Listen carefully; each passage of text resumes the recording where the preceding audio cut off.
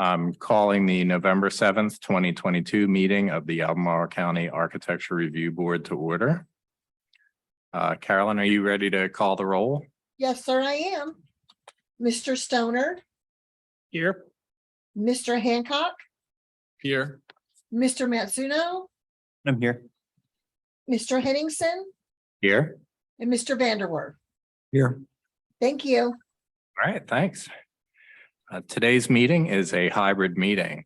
The public may access and participate in the meeting electronically. Instructions for doing so are posted on the Albemarle County website at the Albemarle County calendar. The public has real-time audio-visual access to this meeting over Zoom and real-time audio access over telephone. Both is provided in the lawfully posted meeting notice. This meeting is being recorded and will be made available on the county's website. This meeting is a public record and subject to disclosure under the Freedom of Information Act. All speakers, when it's your turn to speak, please first state your name for the record. Applicants who are making presentations, note that your presentation is limited to a total of 15 minutes, which you can divide among your team members. Staff will let us know when the 15 minutes are up. If applicants in the meeting room have team members attending virtually who will need to present, please make that known when you come to the podium. Everyone who is participating virtually, please mute your microphone until it is your turn to speak. Do any ARB members have anything to disclose? No. I need to recuse myself from the first item on the agenda. All right.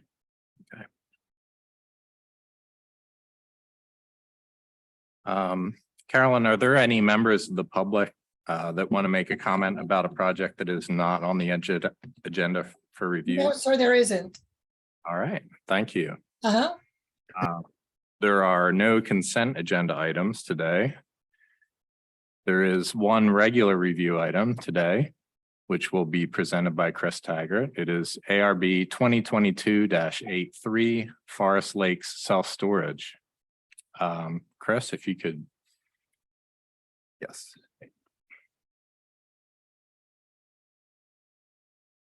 Application I'm presenting today is the review of architecture and final site plan to construct a self-storage facility in addition to associated site improvements. Site is located along Worth Crossing, west of the Worth Crossing Regent Street intersection, and approximately 365 feet east of the Route 29 entrance corridor. The ARB reviewed the initial site plan in 2021 and again earlier this year due to the approval of the initial site plan expiring. Staff's in the board's comments on the initial site plan mainly focus on the building design. A revised building design was presented at the March 2021 ARB meeting that satisfied those comments. No changes have been made to the building design since the 2021 review. Since the initial review of the Forest Lakes proposal, another extra space storage building has been proposed, with both building designs sharing similarities in the way they address the county's entrance corridor guidelines. In both building designs, brick was added to the upper levels of the building. In the ARB's review of the Fifth Street building design, board members commented that the added brick might make the building appear more massive when viewed from the Fifth Street entrance corridor. In the Forest Lakes building design, this is expected to be less of an issue due to the building being a story shorter and more frontage building and landscaping along the entrance corridor. However, the building design is massive and the walls are largely relieved only by false windows with minimal recesses or projections, providing perspectives that illustrate the view from both directions on the frontage road with and without landscaping would help to clarify any potential visual impacts on the entrance corridor. Staff recommends approval of the final site plan with the changes listed in the staff report to be reviewed by staff. I'd be happy to answer any questions. All right, thanks a lot, Chris. Frank Hancock, do you have any questions for staff? Yes, thanks, Chris. So this is a review for final site plan. Is that correct? Correct. Will we see the architecture again, or is this? It'd be up to the board's prerogative. The way the staff is written, it would be there's no revisions requested to the architectural design, but the perspectives provided with a resubmittal right as it's written now would be reviewed by staff, but the the comment can be changed, the recommendation can be changed, or we could bring those perspectives back as a other business item. Okay, that's helpful. Thank you. Tara, No, I don't have any questions. Frank Stoner, or I guess you're recused. Dave, No questions. Thank you, Chris. all right, thanks a lot. I do not have any questions either.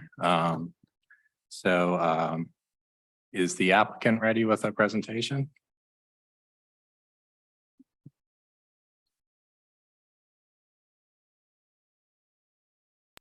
They're both here.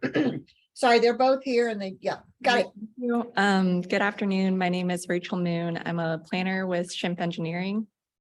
I'm here today with Kelsey Schlein, another planner at Schimpf, and Barry Bird of Barry Bird Architecture. They're here virtually with us to answer any questions. Together, we're representing the developer for the project, Centennial American Properties. Oh, actually, my screen is not showing up there. Hang on one second.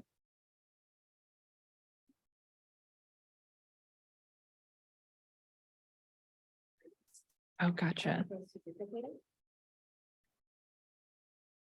How do I bring this one up? Sure, it's okay. Sorry. No, about that. you're doing fine. I do this for literally everyone in every Oh. meeting. You're totally good. Thank you so much. Okay, we're here to represent the developer for the property, Centennial American Properties, who seeks to construct a self-storage building within the Forest Lake Shopping Center.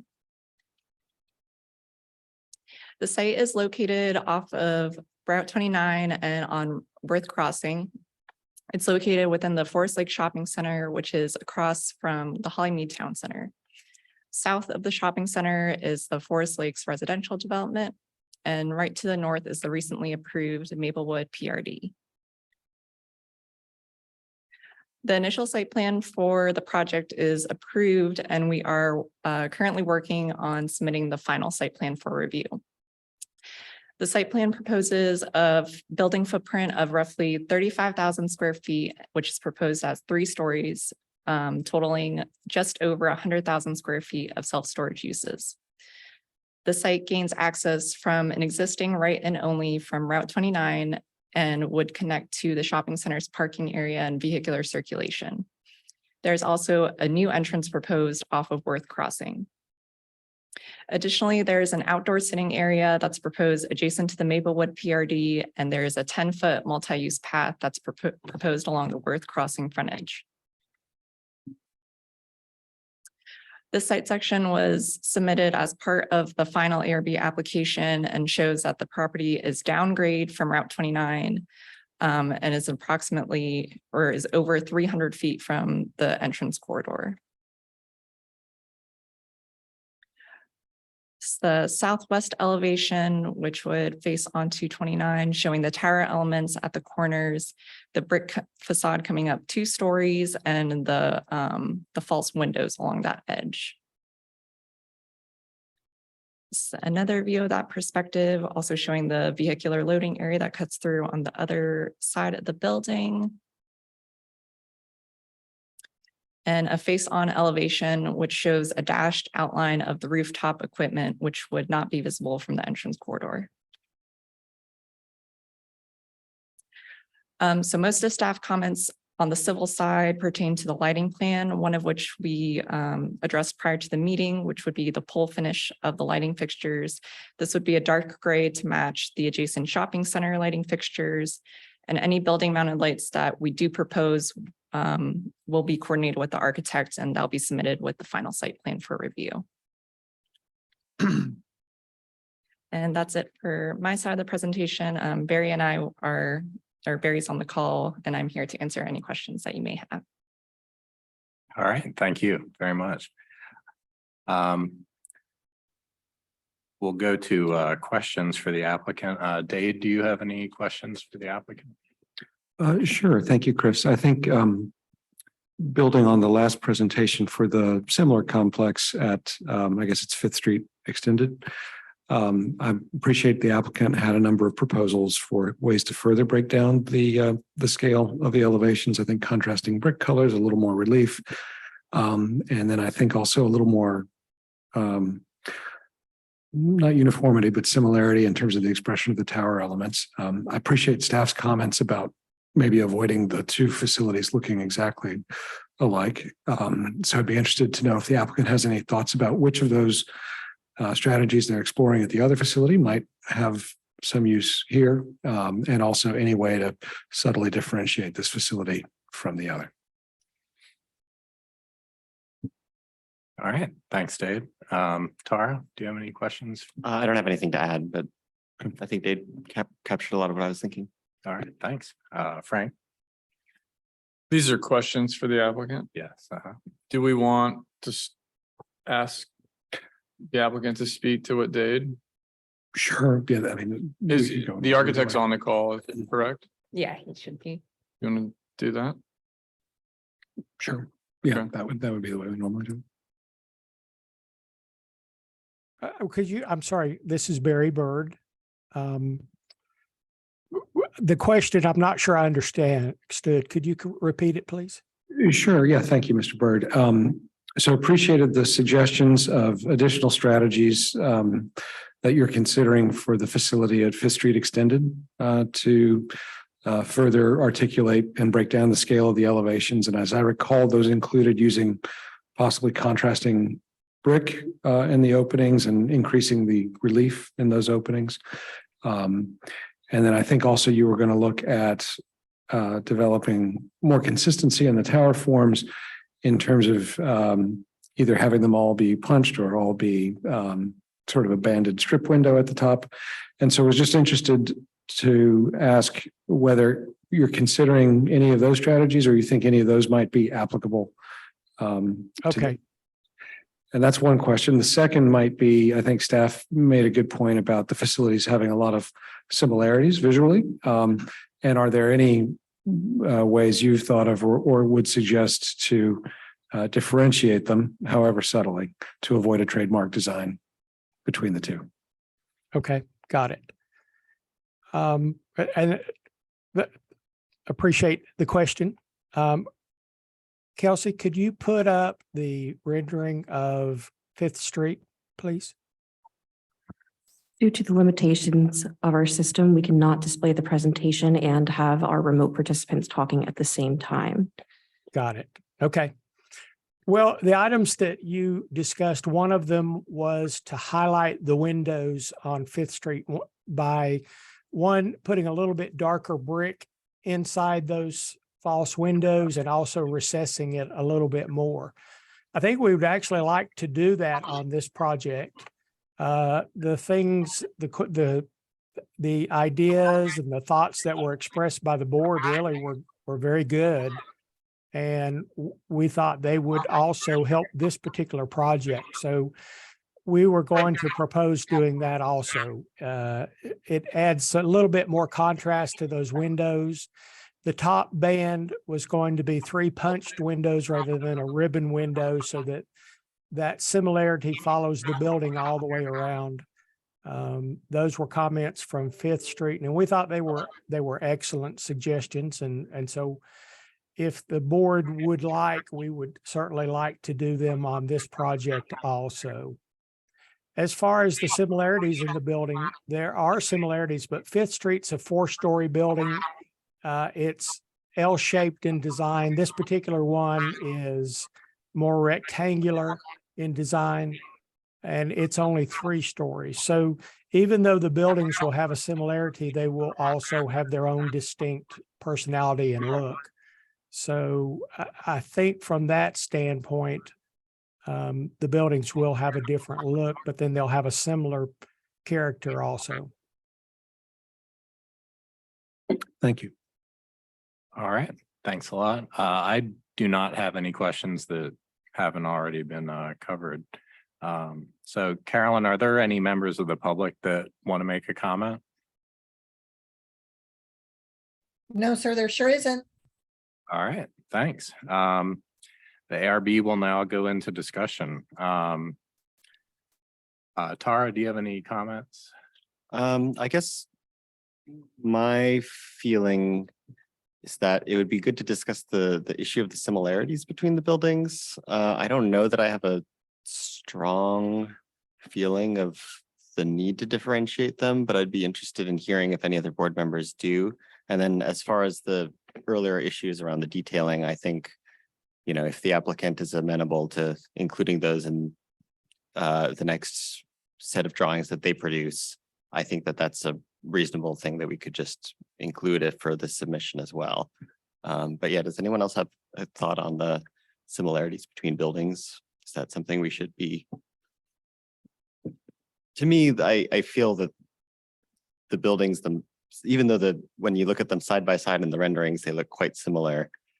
The context and the different locations of them kind of makes me feel like it's not as much of an issue, but I'd be interested if other members have a thought on that. I would tend to agree with you, Taro. I think just the design of the two buildings, although similar, are not particularly trademarky to me, that you would identify one if you're driving across town and then see the other one and say like, oh, that's, you know, another one of those self-storage places. So I think just by virtue of the location of the two and the different size and shapes of the building and number of stories, I'm not overly concerned about that.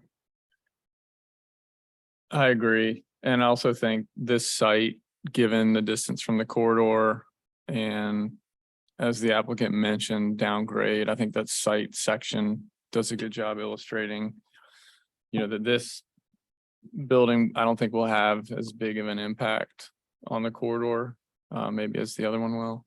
So I tend to agree as well, but I appreciate the consideration by staff and the board.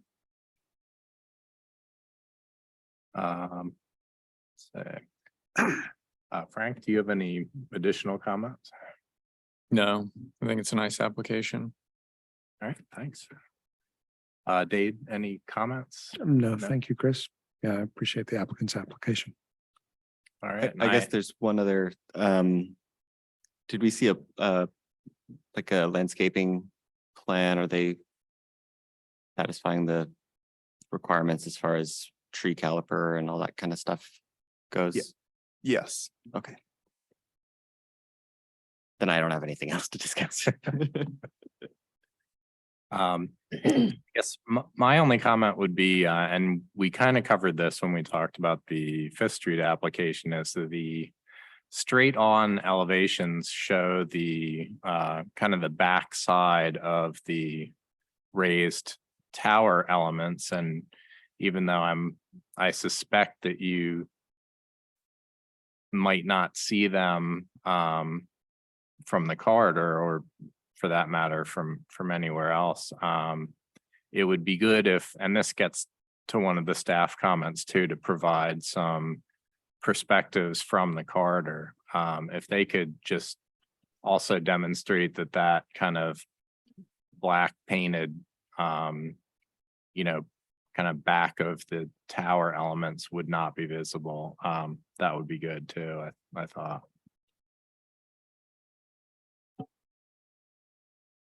We could do that. I will tell you that none of the back Yes, of the towers are in the line of sight. We will take a look at the recommended motion. And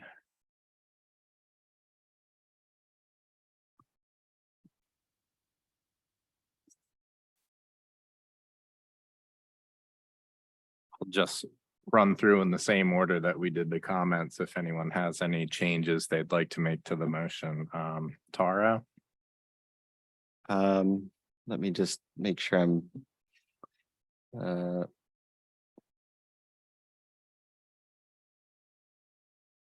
so I guess what would be the best way to include, I guess we could summarize, consider, you know, contrasting brick color at the false windows, window recess at the false windows as well.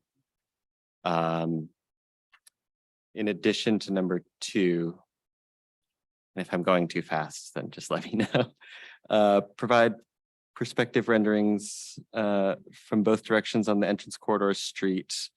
Clarify the visual impact of the upper windowless walls and the visibility of the rear of the parapet walls or something like that.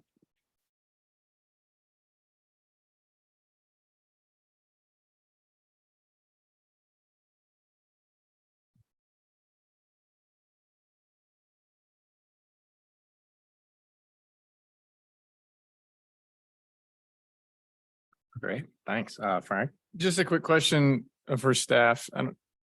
Did I miss it or was there only 2 site plan sheets in the package? It was a landscape plan and a lighting plan. And is that what we're talking about with number 3 to provide the additional sheets? Were they included in another submission and just not in this one? Correct. Okay. yes. And that was probably a response to comments or okay. So. Thanks. Dave, do you have any additions or? I don't believe so. Thank you, Chris. All right. I don't either, so would anyone like to make a motion? I'd like to make a motion to approve the certificate of appropriateness for ARB 2022-83 Forest Lake self-storage with the conditions listed in the staff report amended as below as shown on the screen. All right. Could I get a second on that? I'll second. All right. Carolyn, could you call the vote? Yes. Mr. Hancock, I'm sorry, Carolyn, could you start again? Mr. Hancock, Yes. Mr. Matsuno, Aye. Mr. Henningsen, Aye. Mr. Vanderwerf. Aye. Mr. Stoner accused himself, correct? Correct. Yep. Okay, thank you. All right. Thanks a lot. We'll move on to our work session. There's one work session today. It is on the entrance corridor design guidelines addenda. Mariah, do you have your presentation ready? I will in just a minute. Just gonna plug up. Oops.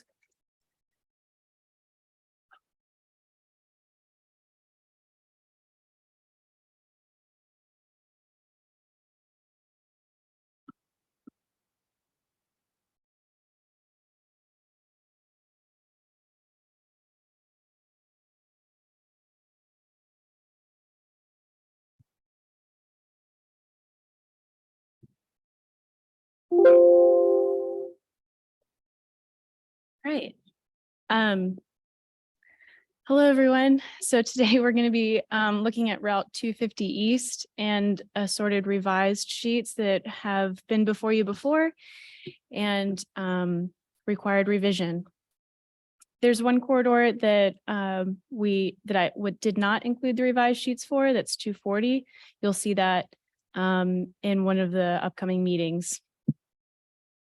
So first, I had a question about whether you'd kind of like to go through these as spreads or as sheets. Do you have a preference between how you'd like to? Probably sheets. Okay. Great. Go to the bottom. Sheets.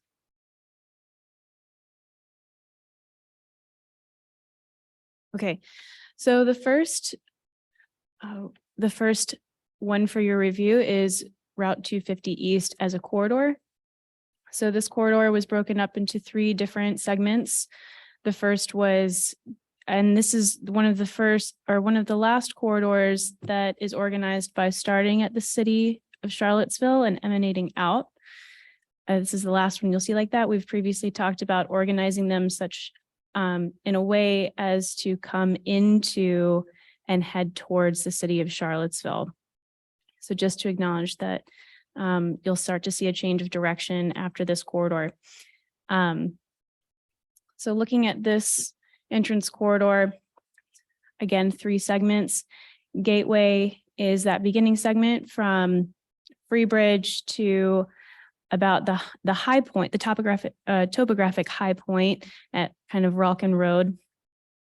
And that area is more commercial in nature. And then Suburban Office Park goes from about State Farm Boulevard down to the intersection of, or the 64 interchange. And that is more where we see development start to face inwards with very robust landscape buffers. And then from the I-64 interchange down to the intersection of Route 22 is our last segment, and that's rural commercial. It is, like its name, rural in nature with pockets of commercial. So this is the first sheet, and then it goes over to a second sheet that has its general progression and zoning information.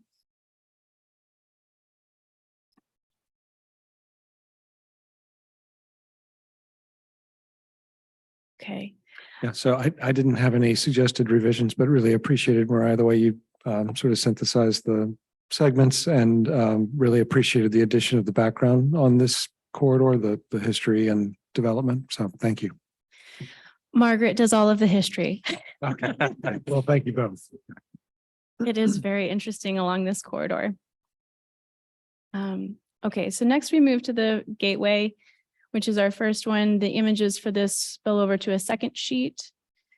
And this is that more commercial aspect. It's also in a comp plan called, which is the Pantops master plan. It's referred to as Dealership Row.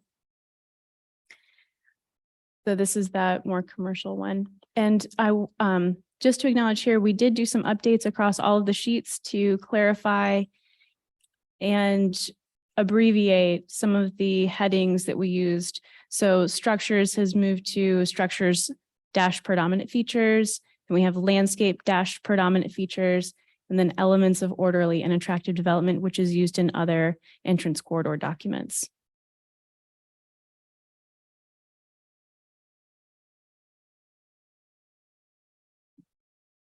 Could we go to the page with the images again? Mm-hmm.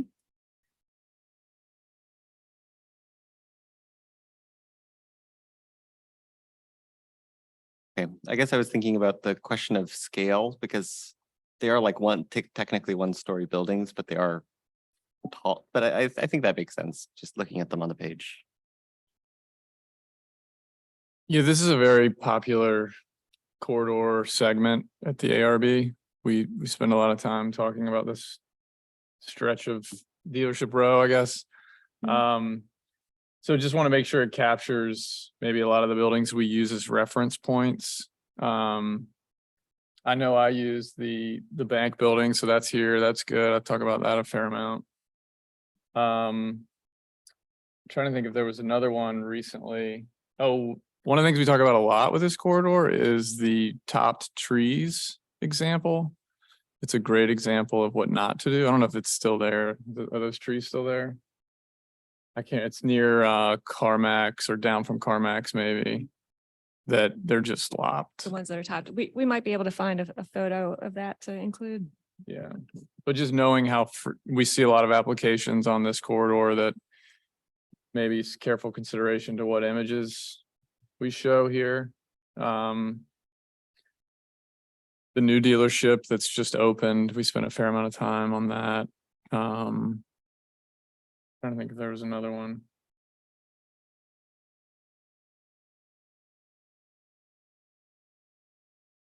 I think the Luxor is good. That has a lot of the things we talk about.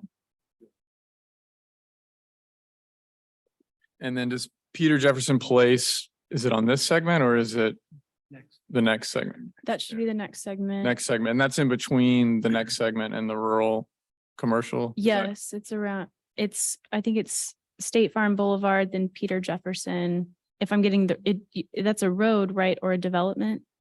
Yes, that's State Farm's up. I'm thinking of the entrance to Martha Jefferson. Isn't that called Peter Jefferson? Yeah.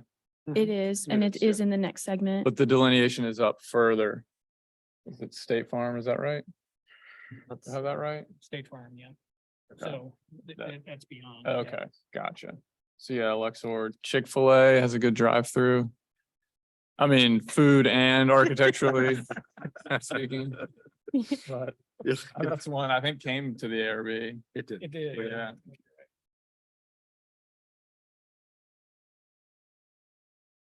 Yeah, Frank, I think that's a good point, that this one comes up a lot.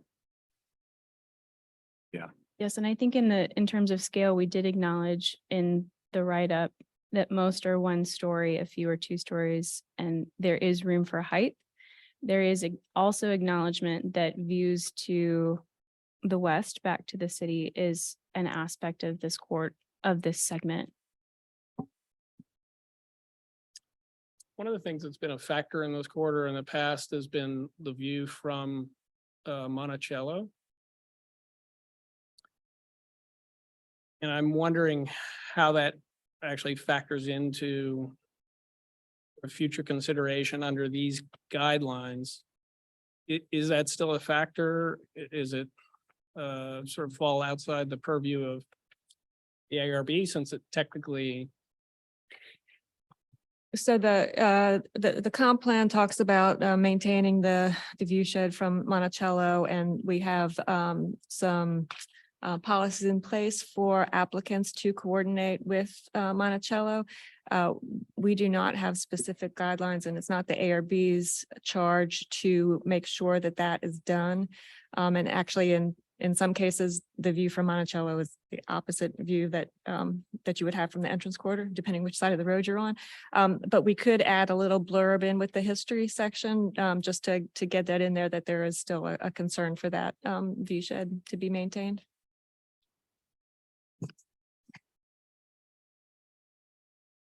One more quick comment.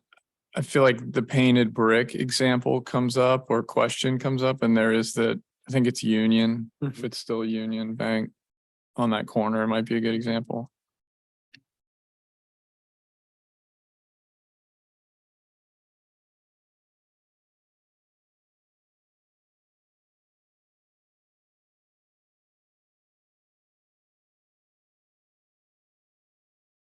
All right, moving on to the suburban office. This is a 1 sheet.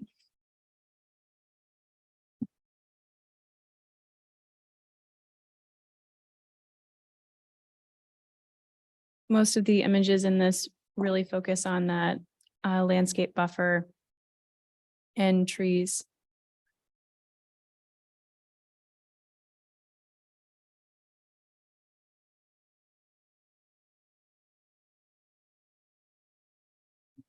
Again, I think the landscape elements here, the stone wall, retaining wall at Peter Jefferson might be a good example.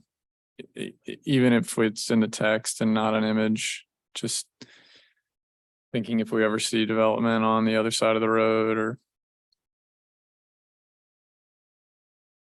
Is there a view you can get of that?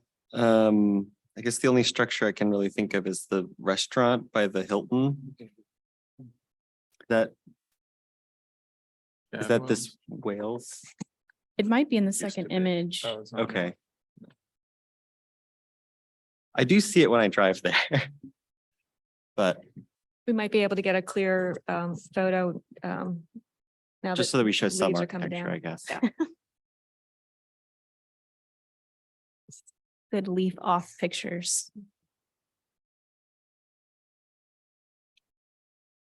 What does the comp plan say about the area, I guess, northeast of Richmond Road? So beyond the development associated with Westminster, Canterbury, and that. Oh, I think So it's there is some zoning that's residential and some zoning that is commercial, but there is a pocket where those across the street from Peter Jefferson Parkway, that's residential, and then that almost vacant cleared area is zoned commercial.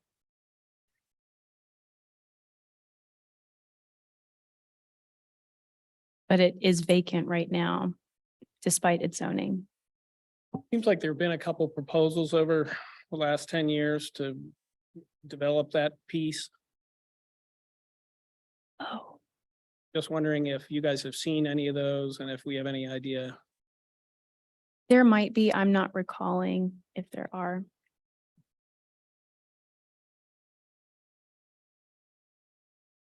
Oh. Oh, wow, I have a pointer. I'm sorry. So this area is zoned residential. And this area is zoned commercial.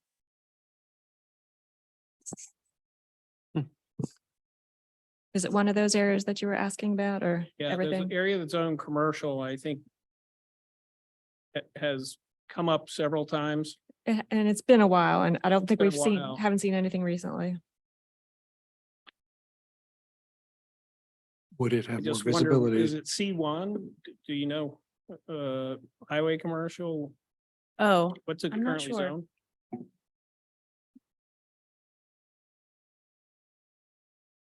Frank, topographically, is it going to be visible from, I don't know. or Good- from good 64 question. or? Seems like things go uphill there. Yeah, I think it's a higher elevation than 250.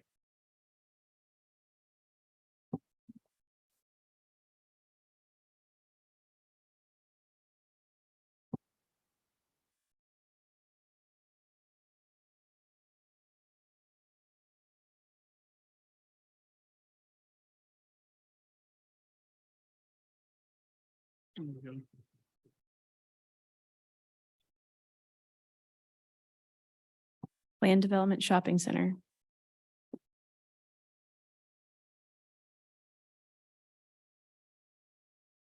Legend on here somewhere?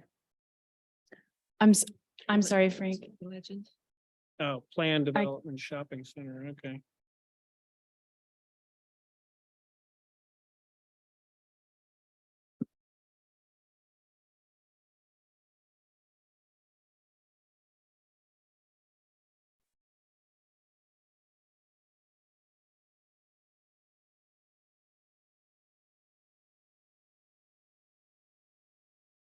Does the comp plan recommend any changes to that? Comp plan right now. I'm not sure.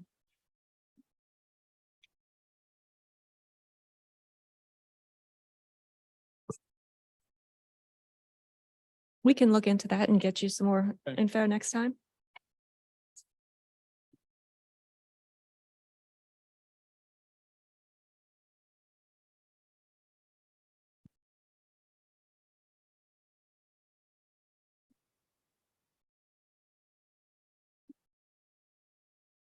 I have the master plan pulling up, but it is a large document. So it's taking a little bit of time. I'll go back to the presentation. So if that's the second segment, the third segment is rural commercial, which goes from the I-64 interchange down to the intersection of Route 22 where the Exxon station is. The developments in this segment are a little more visible, less of a landscape buffer, but some of them do have a landscape buffer. There isn't much development, but we did include kind of those bookends of development, which are the first images and the last image, actually. And there's one historic marker, which is very gray even today, but it is it is included on the sheet.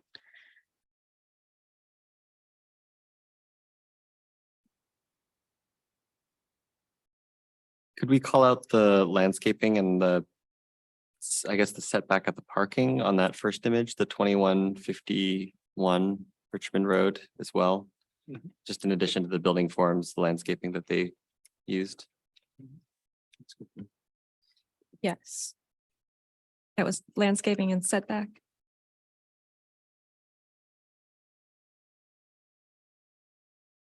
You mentioned setback of parking.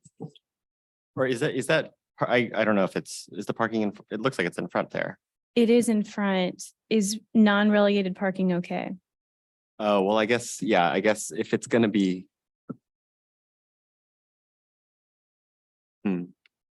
Is it the screened parking? That's, I think it's nice that it's screened at least.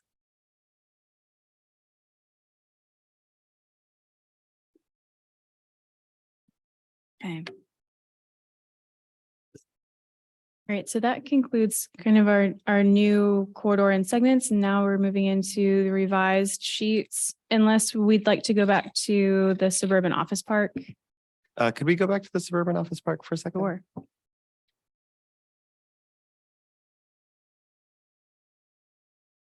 I guess we're gonna call out the Peter Jefferson entry. Is that right? On another image? Yes, I have the low stone wall at Peter Jefferson, but then would an entrance be a different photo? No, I think like anything that, well, maybe. I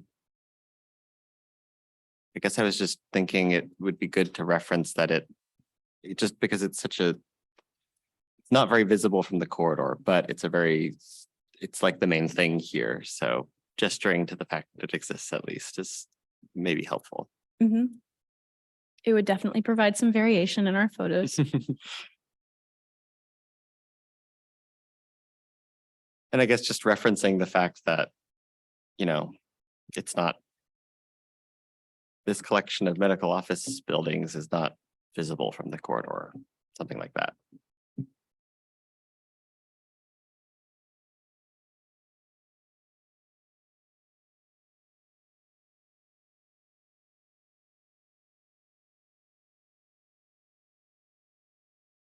Okay. Ready to kind of move on, or do we want to stay here? That's all I had. Is there anything else? Okay. Good. Yeah. Okay, so this one, our rural areas west and east of Ivy Depot. There, I had previously shown two different versions of a combined corridor, one with a lot of maps and one with a lot of images. When it came before the board last time, we said that we really liked the maps and we liked the big images. So I put them together on now a 2-sheet spread and updated the maps accordingly to be compatible and cohesive with our other maps. And there was also a comment to identify where on the corridor historic elements existed. So you'll see a marker on the east of Ivy Depot maps, numbers 1 and 2, and those correspond to the picture images left, top left corner. They're also identified 1 and 2. So the photos correspond with the maps. And in the final publication, I guess this would be a spread where you would see from, because I didn't really pick up on that when I was going through it myself. And I guess just because I was looking at it, how we're looking now, just page by page. But I think if it's part of a spread, it'll be readily apparent, like what you're Yes, looking at. yes. So in a spread version, it would lay out, and you might want to close your eyes. I'm going to click really fast. It would look like this in a spread. Could we just put like a little note or something in the map, like on the single page? If you just put like 1.3470 Ivy Road or something, just so that if you're looking at that spread, at least you know that the number 1 and the number 2 correspond to something. But I think you can just do that with text. I don't think it has to be more elaborate than that. Good. Yeah, or are there more resources throughout the county that we would want to like number sequentially? And you've addressed that in a table of contents or something, and there's a list somewhere of all of them, and then they're peppered throughout. I don't know. I don't, this is the first time we've seen this, right? With the numbers. So I don't, maybe there's not that many and we could just address it on this one spread, but. Well, I think the importance here is that you're in 2 different locations. So it's more vitally important to know which historic areas or which historic photos correspond to which areas. So you get an idea of where, like which segment we're even talking about locationally, because if you're reviewing something on west of Ivy Depot, you may not need to know the precedents on the historic precedents that are located on East Ivy Depot, but more to have context that those are on the same corridor. So Oh, go ahead. I'd like to think about that suggestion a little bit because I like it a lot, but I don't know how much more work that would be to make. I that don't want work to if be it the was one already creating more done. work, But definitely. it's in the original guidelines document at the end, there is a list of buildings that are Oh, okay. precedents and the addresses. And this would be just sort of an updated version of that. So let's think about it a little bit and see what might be possible. Okay.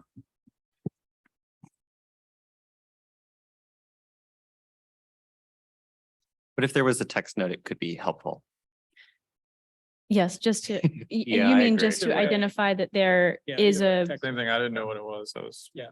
Just on that page, and that's Yeah. that. Otherwise, I think it looks great. okay.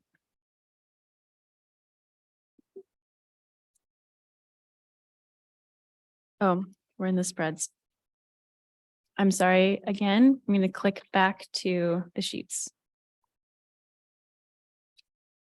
Okay, now we're at Reinhardt Road. This is again along Route 250 West.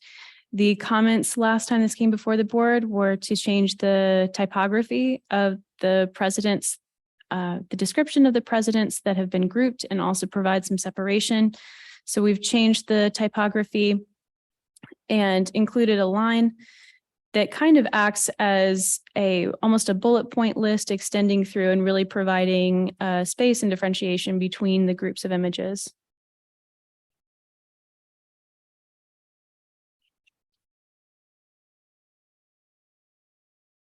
Yeah, this is great. This looks really nice. The next one is the Route 29 bypass. The change in this one was the maps, the title labels of the structures, landscapes, elements of orderly and attractive development. The other change was to acknowledge in the bottom right image that if the sound barriers are continued, that they should coordinate with existing ones in texture and variation and should have increased landscape buffers.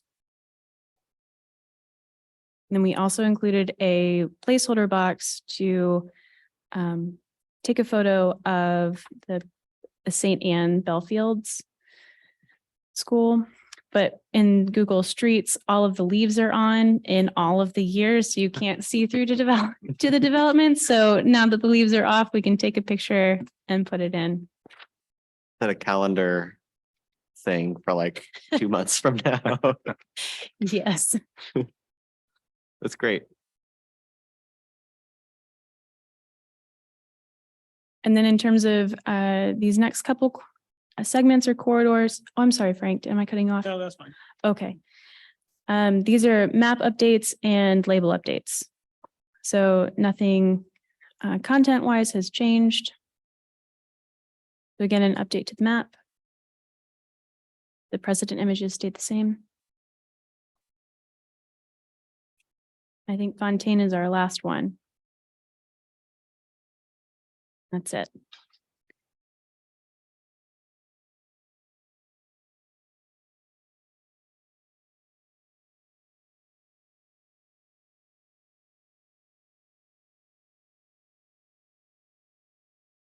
Yeah, I think this is looking really good. Definitely. Feels like very finished, or not like it's, I mean, it Polished. like, yeah, like it feels like pretty solid now, you know. I think it's impressive.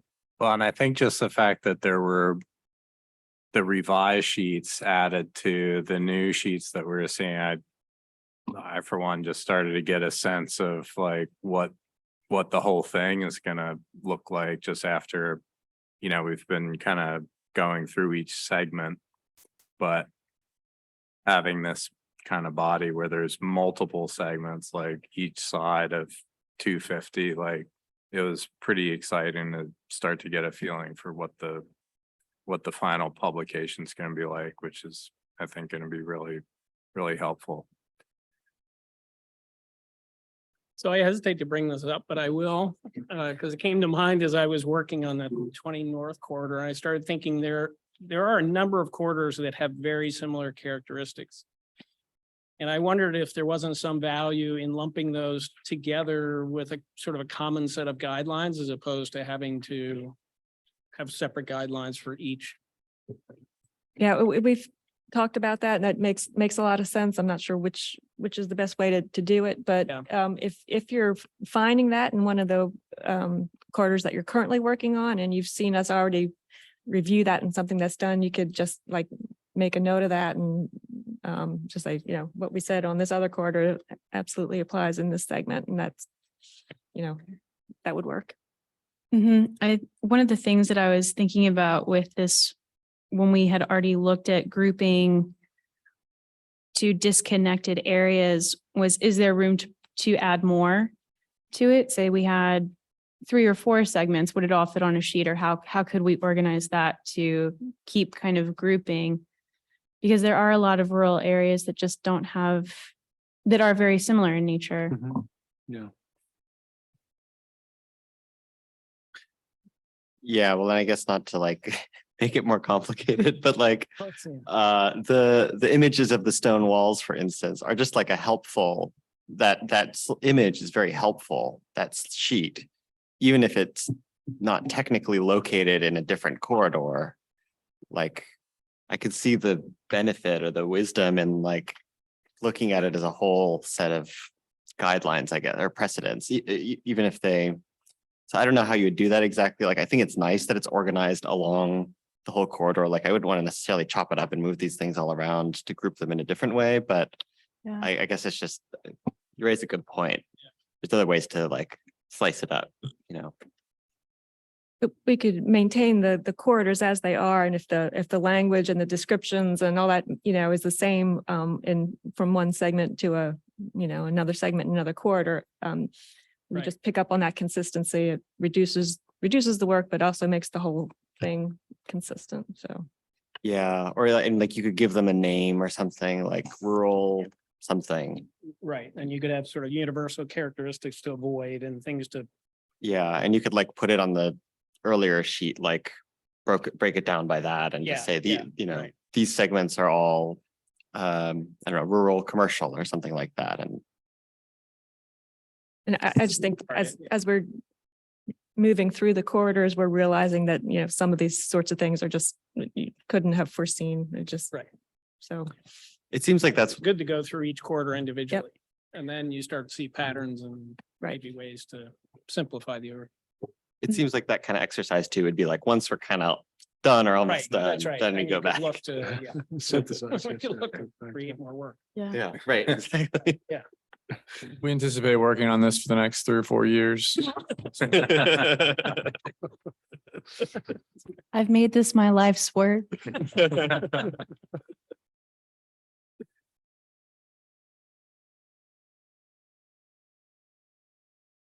So that's what I have for you today. Looking forward, we have the Route 29 north and the revised sheets to Route 240. Cool. Awesome. Great. Well, Thank you.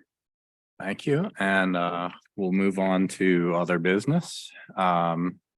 First of which is the draft rules of procedure, particularly the remote participation aspect of that. So we can actually adopt the revised rules at this meeting if we so choose. So I'll just go through and see if anyone has any comments. And I guess if there are no comments, we'll maybe just adopt them at this meeting. So Tara, did you have any comments on that? The only thing that I think would be helpful is to see if we had a resolution. I just remember somebody had a question, a sort of semi-legal question. Yep. If that had been resolved. I don't remember the question I exactly. do. But okay. Well, actually, I didn't, but I had to look it up and I have it here for you. So there was a question about how the 2 meetings or the 25% was calculated.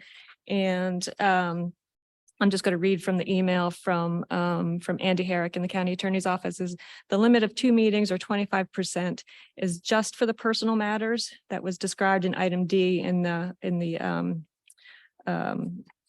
in the rules of procedure. And that limit is calculated for each individual member and not for the board as a whole. As long as each individual member invokes a personal matter no more than twice or 25%, it's theoretically possible for every meeting to have at least one remote participant. There are no limits on the invocation of the other three reasons. Great.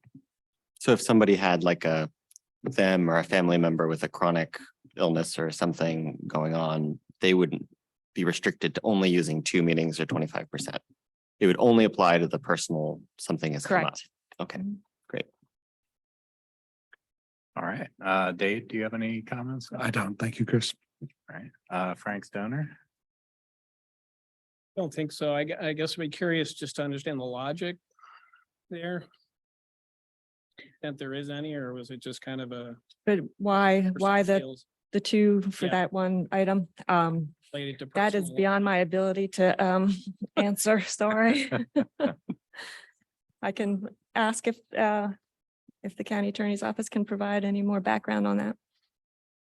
You guys find it easier to run a meeting that's both in person and virtual, or no? Yeah. Could we imagine a scenario in which we might go back to virtual even though we don't have a pandemic? Not, it would have to, the state law would have to change. Oh, that's a state law issue. Oh. I don't have any other comments. Frank? No comments. I do not have any comments, so Sure, I'll make a motion to adopt the rules. great. Second, All right. Carolyn, could you call the vote? Sure. Who made the second? I didn't hear that. Oh, Tara? Sure. Tara, Thank you. Mr. Stoner, Aye. Mr. Hancock, Aye. Mr.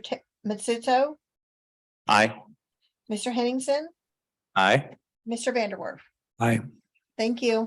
Great, thanks a lot. So on to the approval of the September 19th, 2022 minutes. For top-notch set of minutes, so if I could get a motion to approve. So moved. Second, Seconded. all right. We Oh, could, I'm sorry, I had on my list that it's the October 3rd, 2022 minutes. Oh, okay, my.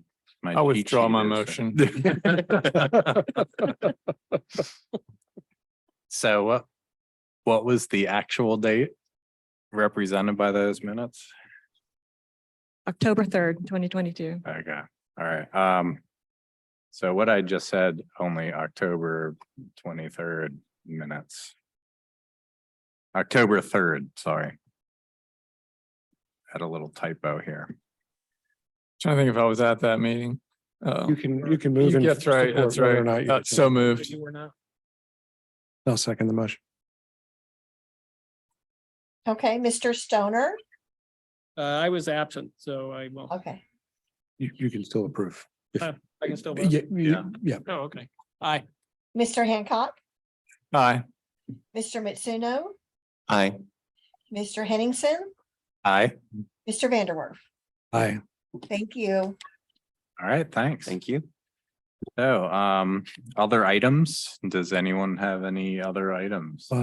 Well, we can ask after the meeting. I think Frank Stoner and I are scheduled to attend a Places 29 meeting, and I believe, will you be attending, Margaret?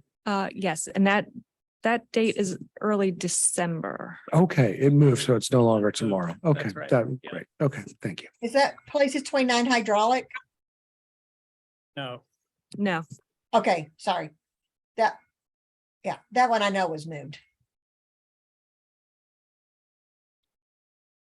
I checked my calendar earlier today just for that. Okay, yeah, I think I forgot to delete it. It's, yeah. I it's can the 8th. resend the, The that first last week of email. December, right, or sometime early. Yeah,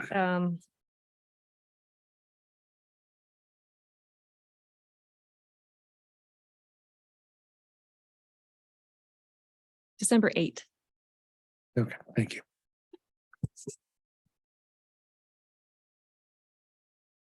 All right, great. So if there are no other items, this meeting is adjourned to the next meeting on November 21st. By my watch, it is 2:03 PM. It's got to get up there. Yeah, that. As opposed to 3:02. Yes, yeah. Okay. All right, thanks a lot. Thank you. Thanks, everybody. Hi, everybody. You just Thanks, asked. Carolyn. Yeah, thanks.